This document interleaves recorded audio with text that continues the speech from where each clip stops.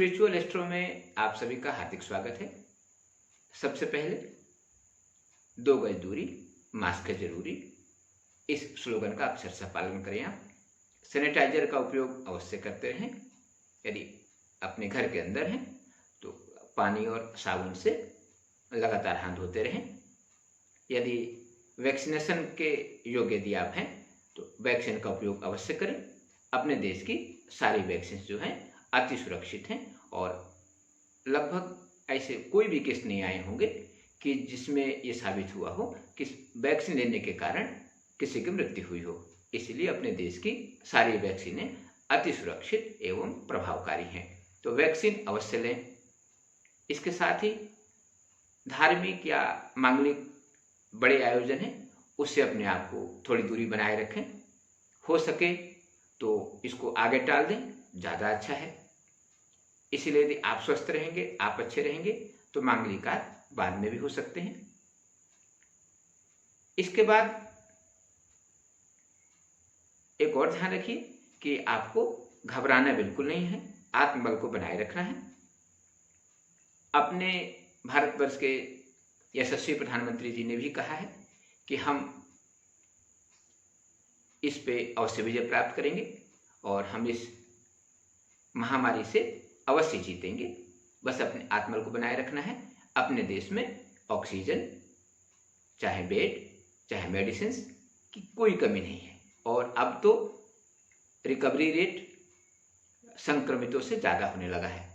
और विश्वास रखिए, मैंने आपको पहले बताया था कि 14 मई के बाद लगभग सब कुछ अपने नियंत्रण में धीरे धीरे आता जाएगा। तो अब आते हैं आज के विषय पे। आज मैं आपसे एक ऐसे विषय पर चर्चा करने वाला हूं कि जिसका नाम मात्र, सिर्फ नाम ले लीजिए तो अच्छे अच्छे रिश्ते जो लगभग तय हो चुके हैं, या इतना ही नहीं, अभी सिर्फ तय नहीं, जिनकी शादियां हो चुकी हैं या जिनके शादी को वर्षों हो चुके हैं, लेकिन इस विषय का, यानी उस विषय का नाम है मांगलिक, मंगला या मांगलिक योग, एक ही बात है। उसको कुछ लोग मांगलिक योग बोलते हैं, कुछ लोग मंगला या मंगली योग भी बोलते हैं।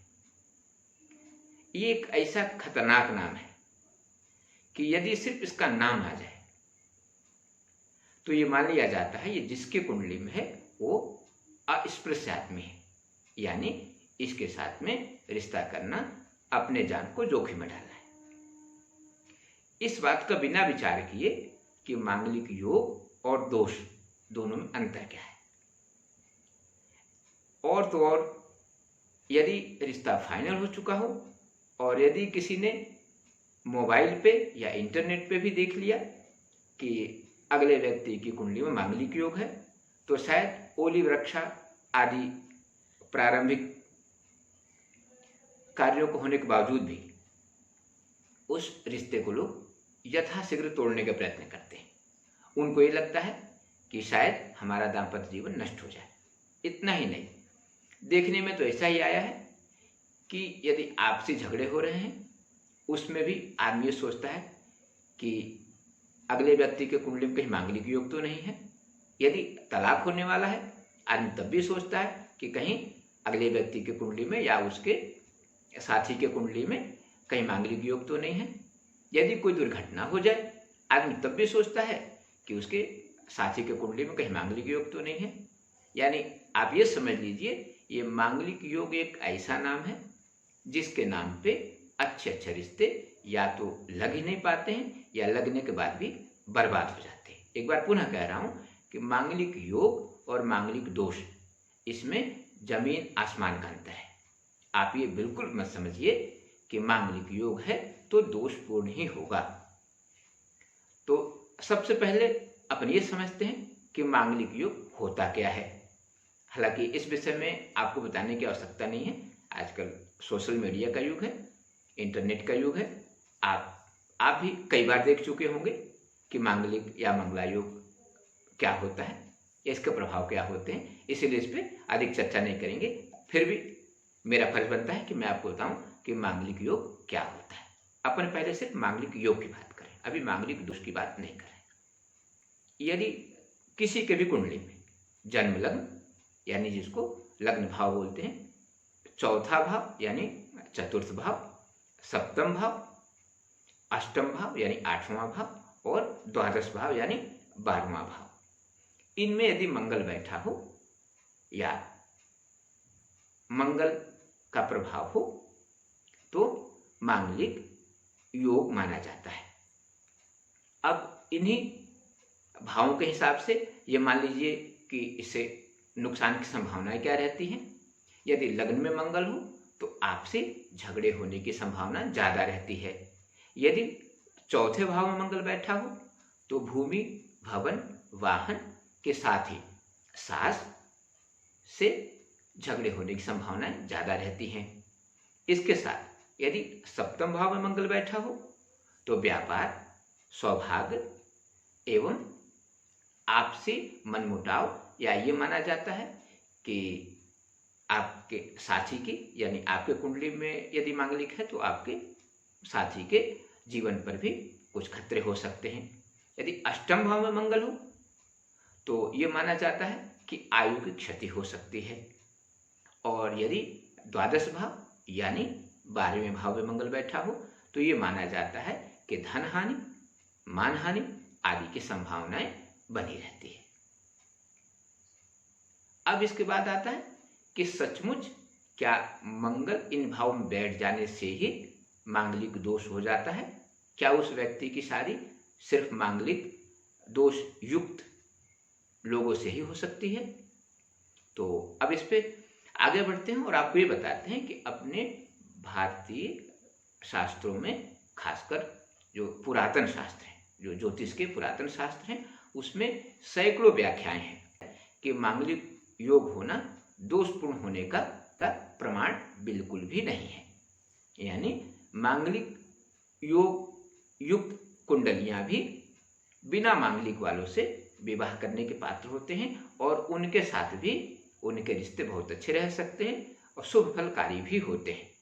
लेकिन उसके परिहार यानी उसके जो निदान के उसके कुछ जो ग्रह योग बताए गए हैं कि जिनके माध्यम से मांगलिक योग का बिना कोई ग्रह शांति किए या बिना किसी अतिरिक्त पूजा पाठ के स्वयमेव ही, यानी बिना किसी उपाय के स्वयमेव ही मांगलिक योग समाप्त हो जाता है और ऐसे लोग बिना मांगलिक वालों के साथ भी विवाह कर सकते हैं।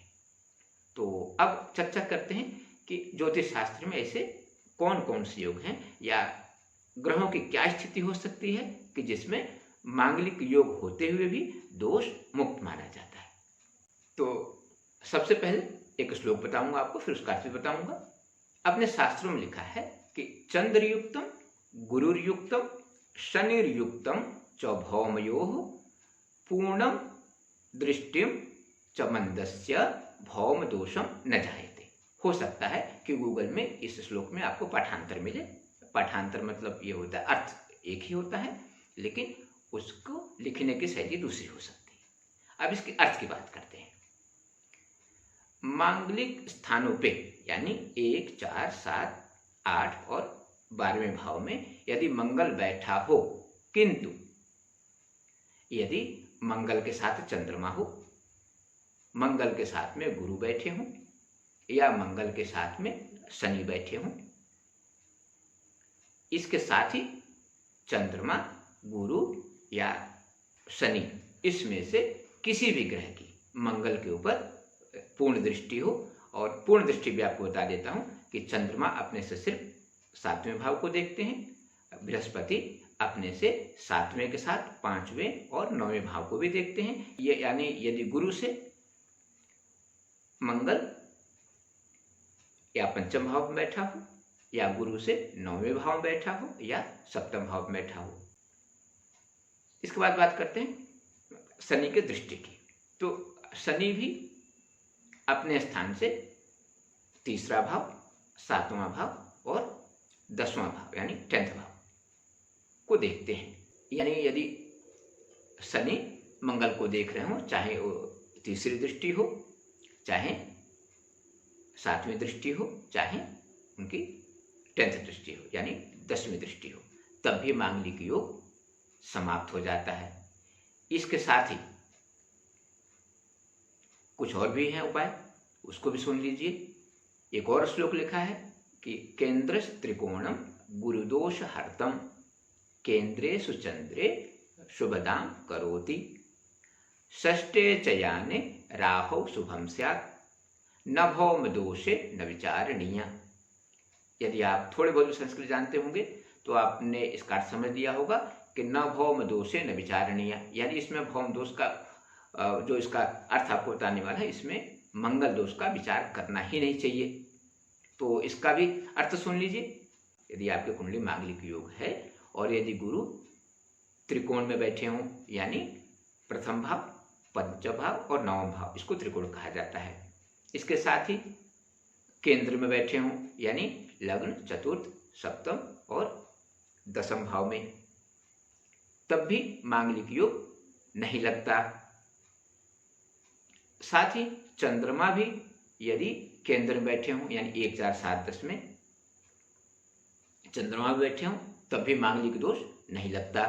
इसके साथ ही राहु यदि आपकी कुंडली में छठे या 11वें भाव में बैठे हैं, तब भी मांगलिक दोष स्वयमेव समाप्त हो जाता है। और श्लोक में पहले ही कहा गया है कि न भौम दोषे न विचारणीय, यानी इस पे मांगलिक दोष विचार करके अपना समय और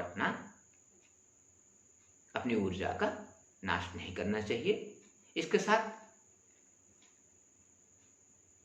और भी कुछ हैं टिप्पणियां, जैसे मिथुने कुजम सप्तमस्थे कर्क लग्ने च अष्टमे कन्या प्रथमम चतुर्सप्तम भौमम शुभफल दायका। आखिरी पैरा आपको फिर से समझ में आ गया होगा कि भौमम शुभफल दायका। इससे स्पष्ट होता है कि यदि मिथुन लग्न हो और मंगल सप्तम भाव में बैठे हों, कर्क लग्न हो और मंगल अष्टम भाव में बैठे हों, यदि कन्या लग्न हो उसमें पहले भाव या चौथे भाव में बैठे हों, तब भी मांगलिक दोष सिर्फ योग तक सीमित रहता है, यानी इसका कोई दोष नहीं लगता है। इसके बाद एक और भी है, न मंगले भौम भृगुर द्वितीये न मंगली मंगल राहु योगे न मंगली पश्यति जीवजस्य न दोषस्य रहितम सुसमृद्धिकारी। इसमें यदि आप थोड़े से, आपको फिर से बोलें, थोड़ी सी भी संस्कृत जानते हो तो कम से कम 3 बार आया है न मंगली, यानी आप पूरा अर्थ समझ लीजिए। मंगल के लग्न, चतुर्थ, सप्तम, अष्टम और द्वादश में होने के बाद भी यदि द्वितीय भाव में शुक्र बैठे हों, तब भी मांगलिक दोष नहीं लगता। फिर मंगल और राहु एक साथ बैठे हों, तब भी मांगलिक दोष नहीं लगता। इसके साथ ही यदि मंगल को बृहस्पति देख रहे हों, ये इसका उल्लेख इसके पूर्व भी हो चुका है, तब भी मांगलिक दोष नहीं होता। और ऐसे मांगलिक योग सुख समृद्धि कारी होते हैं। तो इतना आपको विस्तार से बताने का मतलब यही है कि मांगलिक योग और दोष के अंतर को समझिए। सिर्फ मांगलिक योग के कारण आपको अच्छे रिश्तों को नहीं ठुकराना चाहिए।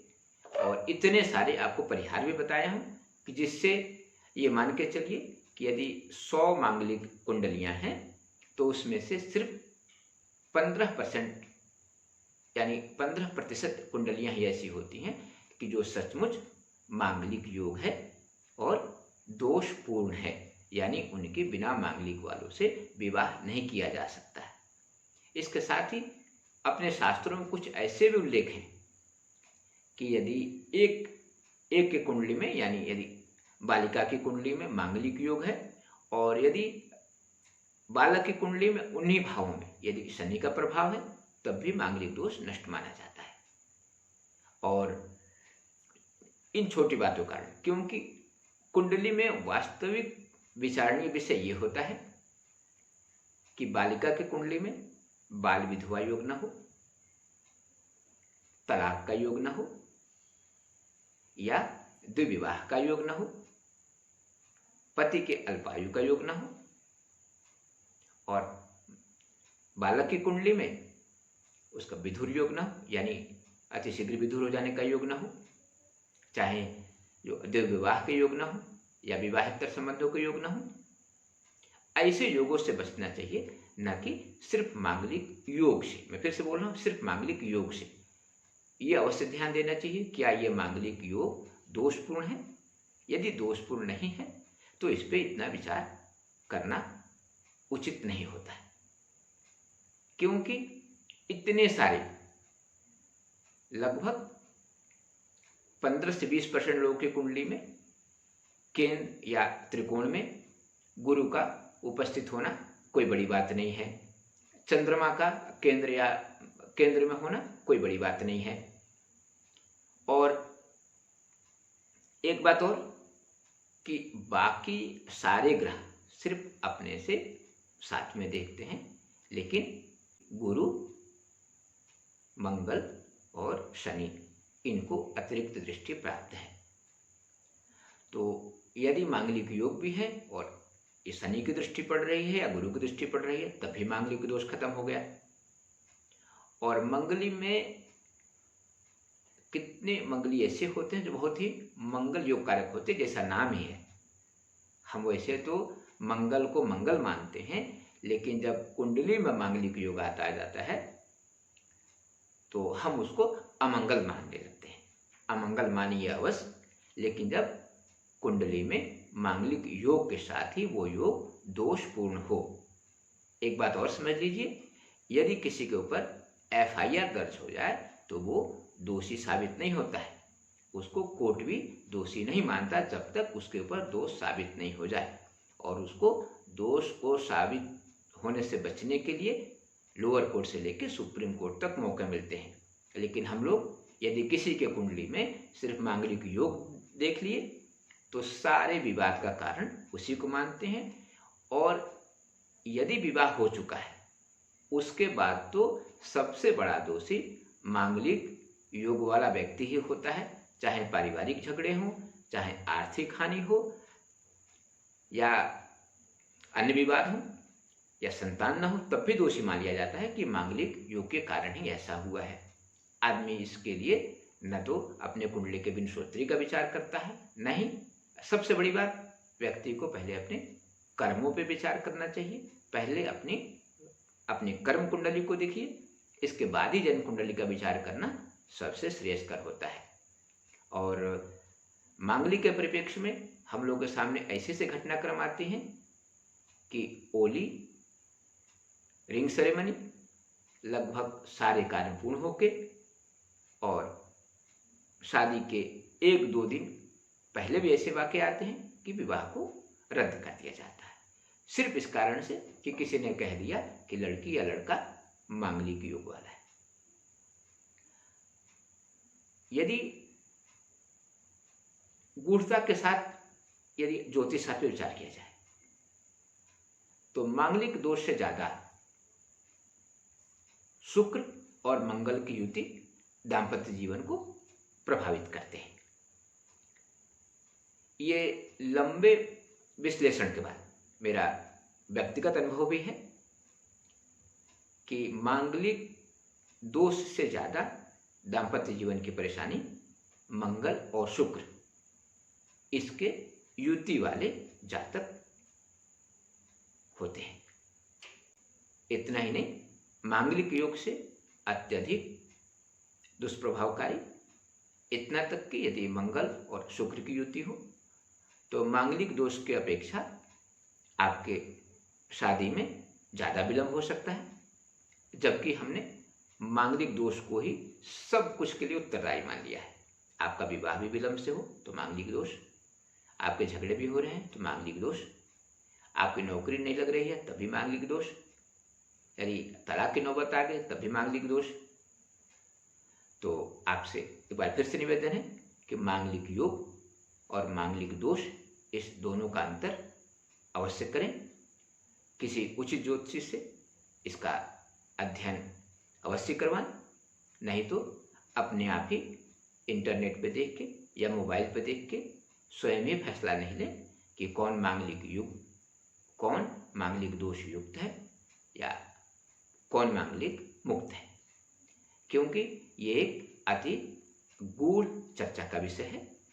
और आपको तो अभी कुछ उदाहरण बताए हैं, ऐसे हजारों उदाहरण हैं, या अपने भारतीय ज्योतिष शास्त्रों में हजारों परिहार दिए गए हैं कि इन कारणों से आपका मांगलिक दोष या मांगलिक योग नष्ट हो जाता है। यदि दुर्भाग्यवश आप मांगलिक योग को अपने दिमाग से नहीं हटा पा रहे हैं तो उसके लिए भी अपने भारतीय शास्त्रों में परिहार है। उसके लिए या तो घट विवाह, या तो बट विवाह, या श्री भगवान, या तो भगवान विष्णु के प्रतिमा के साथ विवाह का है उल्लेख।